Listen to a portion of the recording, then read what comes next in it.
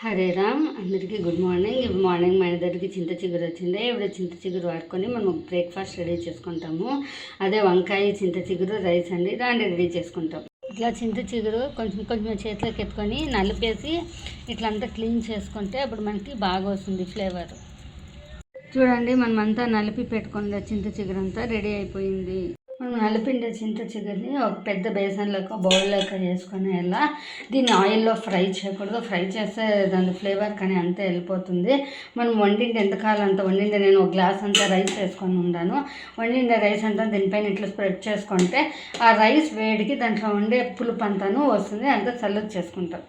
కడాయిలో కొంచెం ఆయిల్ వేసుకొని పడుతుందండి, 5-6 స్పూన్స్ అంత ఆయిల్ వేసుకొనేసి అది హీట్ అయిపోయింది. ఇంకా ఆవాలు,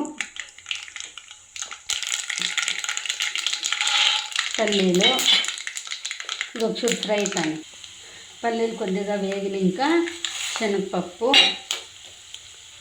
పచ్చిశనగపప్పు, ఉద్దిపప్పు అంతా కొంచెం దూరగా ఫ్రై చేసుకుంటాం.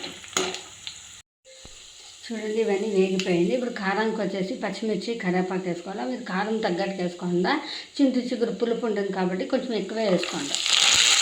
ఇప్పుడు దీంట్లోకి మనము వంకాయలు వేసుకోవాలి. ఇది లెంత్గా కట్ చేసుకోవాలి. వంకాయలు వచ్చేసి కొంచెం బాగానే వేసుకోండి, టేస్ట్ బాగుంటుంది. ఇది బాగా ఫ్రై చేసుకుంటాం.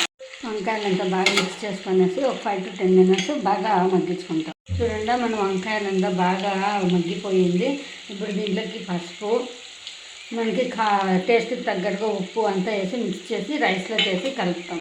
చూడండి, మనం ఈ రైస్లో చేసుకొని చింత చిగురు అంతా వేసి నీట్గా మిక్స్ చేస్తాం. చూడండి, మన చింత చిగురు రైస్ అంతా బాగా మిక్స్ చేసి ఇంకా ఫుల్ రెడీ అయిపోయింది. చాలా టేస్టీగా ఉంది. మన చింత చిగురు వంకాయ రైస్ రెడీ టు సర్వ్. చాలా టేస్టీగా ఉంటుందండి. అందరూ ట్రై చేయండి.